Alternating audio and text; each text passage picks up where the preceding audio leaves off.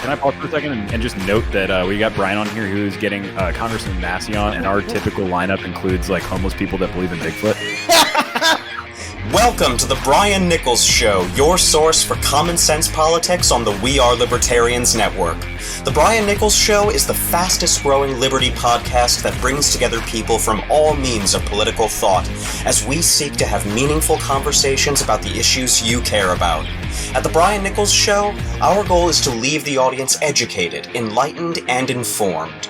And now your host, Brian Nichols. Well, happy Sunday there, folks. Brian Nichols here on the Brian Nichols Show. Thank you for joining us on today's Sunday Candidate Highlight Series. Yes, you are in store for another liberty-oriented guest. Today's candidate is running for Congress down in the 4th District down in Mississippi. One Alden Johnson. Now, Alden has joined the program to discuss legal cannabis, civil asset forfeiture, and more. But more importantly, and a reoccurring theme in this episode is going to be that of transparency. A shorter episode, but a great episode nonetheless. So that being said, Alden Johnson here on the Brian Nichols Show.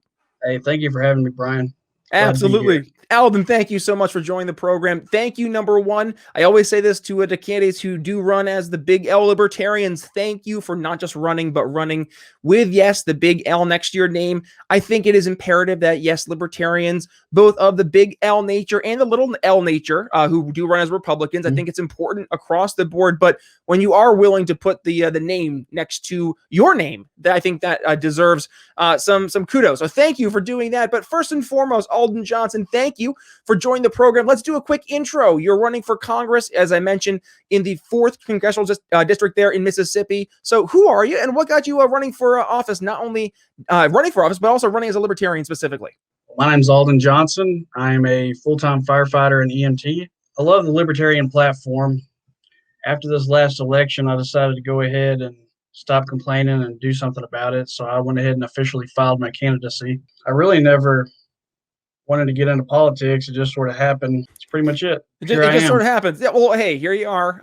So welcome to the show. And let's kind of focus on how we approach things in the show. And maybe we can even do this kind of like a back and forth. I'm curious because my show, again, we approach the issues people care about. And I like to hear, well, what are the issues your district cares about? And I think let's approach it more from your perspective, being the candidate, obviously running in the 4th District there in Mississippi, but let's approach it from that libertarian perspective. So, Alden, with that being said, what would you say are the number, 1 through 2 or 3 issues as you see it in your congressional district right now that you're focusing on? I've got 3 issues that really affecting this part of the state. First issue is going to be civil asset forfeiture.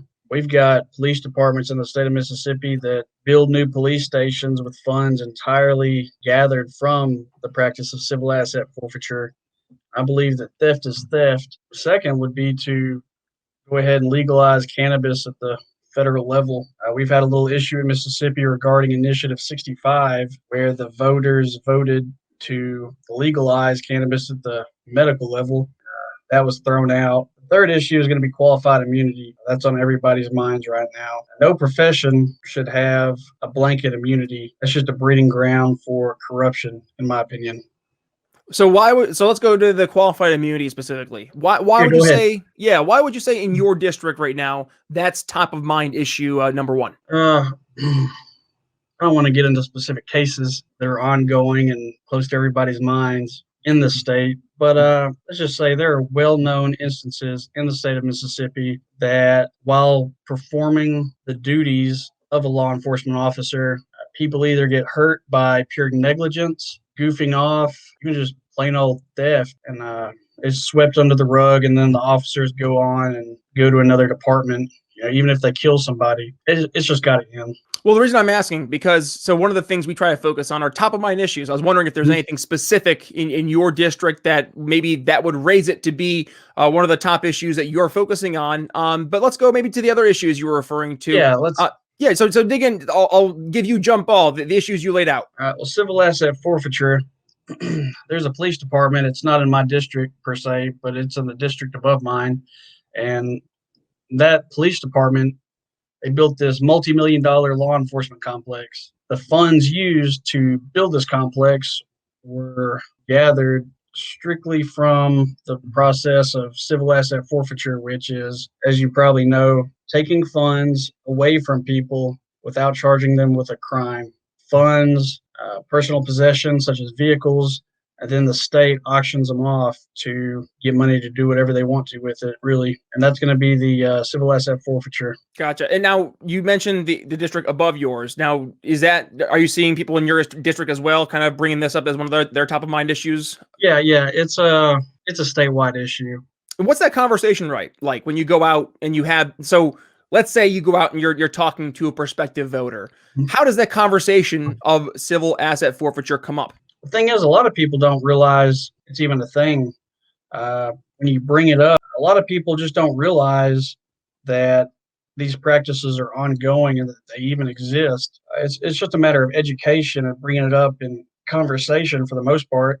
And once people find out that that's actually where the funds are being obtained from, people aren't happy. And Gotcha. Word's starting to spread as more people get educated on the subject. Okay, understood. No, I'm just curious because yeah, go ahead. One of the things, so I'll kind of play devil's advocate a little bit. The reason I'm maybe being a little curious in the way that you're approaching this. So one of the things I try to approach in a sales perspective is top of mind issues. So I was wondering if there was anything, I guess, particularly from the voter perspective that you're seeing where people are saying, hey, Alden, this is an issue that's particularly impacting my family directly right now. What's the libertarian answer to it? You're running for Congress. What can you do for me today? I'm curious. Right. Is it that civil asset forfeiture something that they're bringing to you, or are there other things that they are maybe bringing to you that are more like issues that are top of mind for them? Yeah, no, that's something I'm educating people on. So not necessarily the people are bringing to me. I feel that it's my duty to educate. Once people do find out about it, then the questions start coming up. The cannabis issue is the number one issue on the minds of Mississippians right now. Another issue is that people in my district and across the state want transparency from the politicians. Mississippi is an extremely corrupt state. You can't get a hold of your state representatives. They're like living ghosts that don't exist. You can't get a hold of them through email, phone calls. Same thing with our current congressman right now. There's no way to get a hold of him. It's impossible. People want transparency, and that's something that I feel is my duty that I'll be able to provide. And that's one of my promises too. Just be transparent. It sounds simple, but it's just not happening right now. So what was the main reason that you decided that you wanted to run for office? Well, I don't want to talk bad about the current representative, but I can do a better job.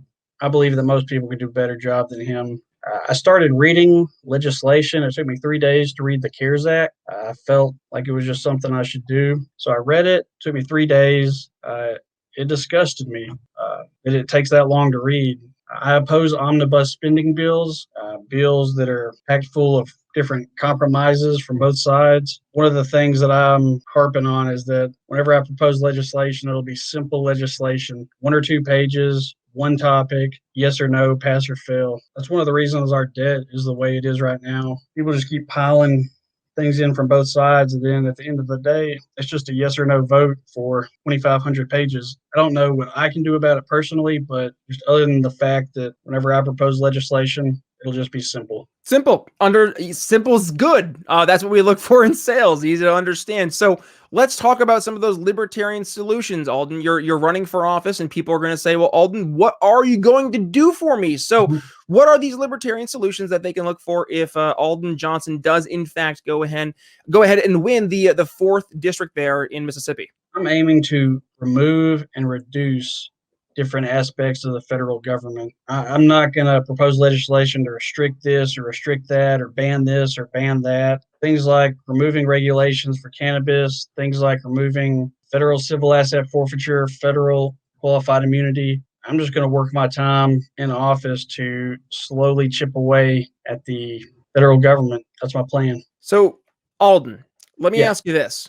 When people are looking at you as the alternative to the blue team, red team, right? Mm-hmm. People want to vote for something. So I guess when people are going into the voting booth and we're trying to get them to say, well, do I make this investment? Am I investing my vote in the libertarian candidate? what is the pitch to the voter? Why should they make the investment in Alden Johnson? But also not just you, right? Why should they make this big investment in a third party, not just third party, but big L libertarian candidate? It seems that most people are tired of red and blue for the most part, especially specifically here in this district and in this state. It's just not working out. They don't respect us, the politicians. They don't respect the people's vote. The only thing that I promise is transparency. And that in and of itself seems to be more than enough in the people's eyes. And the fact that I promise not to add more government.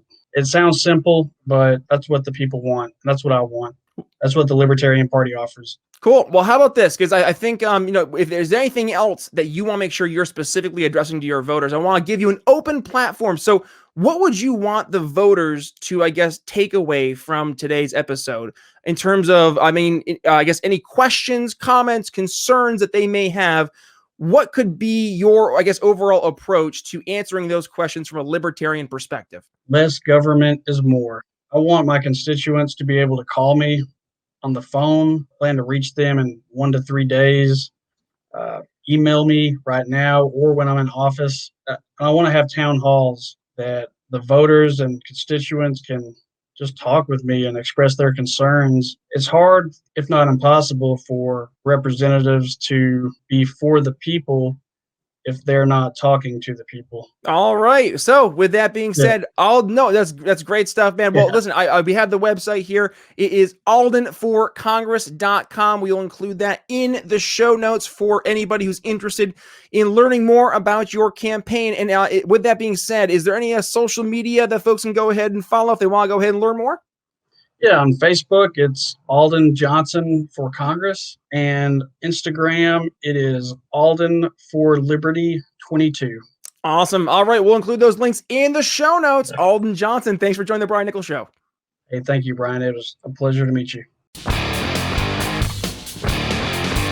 Alrighty, folks, that's to wrap up my conversation with Alden Johnson. He is running for Congress in Mississippi's 4th Congressional District. If you want to go ahead and support his campaign, well, please do me a favor. Number one, share today's episode. Make sure you go ahead and tag Alden, but go ahead and tag yours truly at B Nichols Liberty, Twitter, Facebook, Minds.com, and Parler.com. Also, if you want to go ahead and support Alden's campaign, I will include the link to his website in the show notes. You can get to go ahead and learn more about his candidacy as well.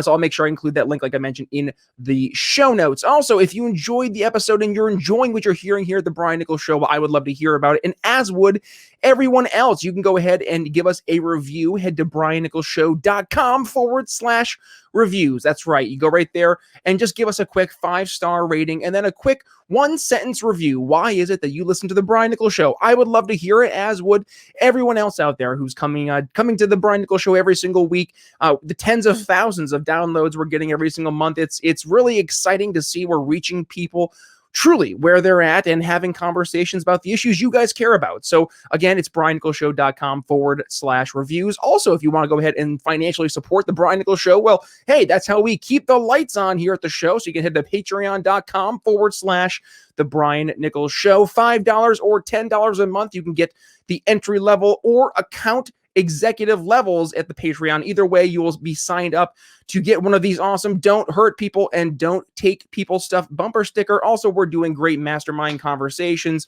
and also conversations like you're going to be hearing come up here on Monday with Jeremy Todd, but more so, more in-depth, the sales and marketing crossover shows. It's going to be Chris Goizetta, Jeremy Todd, and yours truly having conversations about marketing, sales, and working in tandem as it pertains to the greater Liberty world. But again, that's patreon.com/the Brian Nichols Show. I teased it. Yes, coming up here on Monday, Jeremy Todd is returning to the program. We're talking all things sales, and we're doing some specific case studies. So if you're interested in that, obviously make sure you've hit the subscribe button. If you're here on the YouTube, make sure you've hit that little notification button so you're not missing a single episode. Also, give us a thumbs up. Also this week, so I was lucky, I have 2 episodes already recorded for you. On Friday, we're going to be having a conversation with Tamina Debagorzi. She's a Gen Z pundit from Young Voices, talking about Gen Z issues.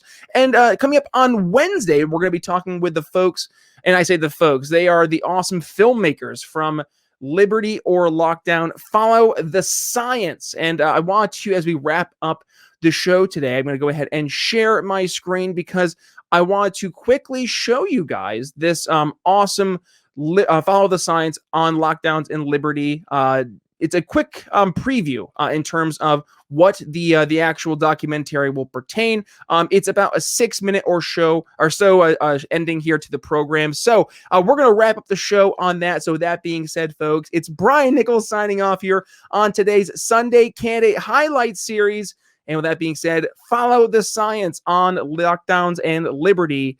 Here is the quick intro for that. I think we're in the middle of a massive experiment. The experiment is, will people listen to scientists?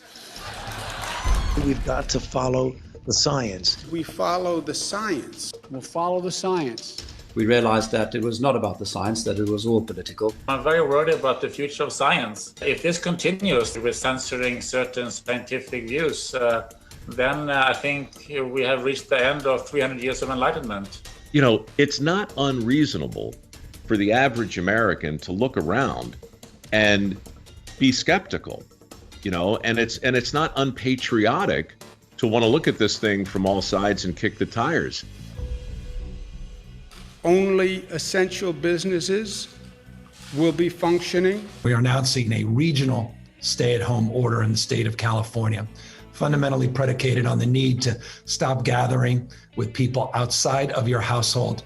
We should be implementing this social distancing or physical separation, which in many respects means staying at home to the extent possible. We have these ridiculous arbitrary rules. 2 days ago, 3 days ago, Fauci's out. Yeah, the evidence now shows that 6 feet can be reduced to 3. Yeah. I mean, can you even begin to take a person like this seriously? Close your business to protect yourself and society. It's the right thing to do. Destroying your livelihood and staying committed to going deep enough into poverty for long enough so we'll eventually give you a little bit of money is a financial plan you can trust. Trust the public health experts. We will never do any of these lockdowns again. And it's when you get into the data of lockdowns and of restrictions and of the effectiveness of the various measures that you come to this repeated finding. Everybody is turning up the same finding, that the measures do nothing. It's not that they do less than expected, they do nothing. Dr. Anthony Fauci is calling Florida's reopening very concerning. There's no doubt in my mind that when you compare those states, those cities, those locations that implemented significant public health measures, it does make a difference, and you should be assured of that. Here you have North Dakota, South Dakota appearing. North Dakota, lockdown, business restrictions, mask mandates. South Dakota, none of the above. But the harms of the lockdowns, and I could go on, and I won't do it right now, but include to children, to working class people, especially to minorities, to single parent homes. This is heinous abuse of the term public health to introduce lockdowns. Tonight, it's the growing fate facing millions of Americans. Lines stretching from coast to coast, from families trying to find their next meal. And to see a mom walk through the door with her 3 little kids, and they're looking around, and mom's struggling. She's never done this before either. That's something that really, really hits you. The head of the trauma department here told me he thinks it's time to end the shelter-in-place order. The team here is speaking out now because they say we cannot ignore the rise that they have seen in suicides. I mean, we've seen a year's worth of suicide attempts in the last 4 weeks. And if everything we do saves just one life, I'll be happy. This dire homelessness crisis among single adults has been exacerbated by COVID-19, which has already forced more individuals into homelessness and will likely worsen in the coming months. Dr. Ayami Takahashi says the pandemic is starting to wear down the younger generation. Massey and Takahashi say there is one common cause for almost every child. With the online learning. And typically every single one of them is mentioning school as a stress. They have not given us money and they have shut us down. We cannot survive. My staff cannot survive. Look at this. Tell me that this is dangerous. right next to me as a slap in my face. This has nothing to do with liberties, Dana. This is a public health issue. It's not a civil liberties issue. We can be a safety first country, but only for very, very, very short periods of time. And then we're reminded that the chief goal of living is not to merely stay alive. If you are not seeing that the very underpinnings of our civilization are under threat, then I beg you to consider. We have a choice. We've been pushed up against the precipice. Are we going to be pushed off, or are we going to push back?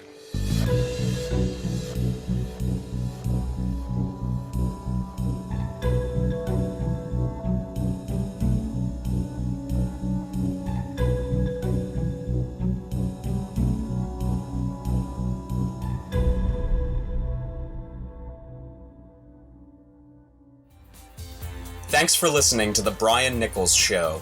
Find more episodes at briannicholsshow.com.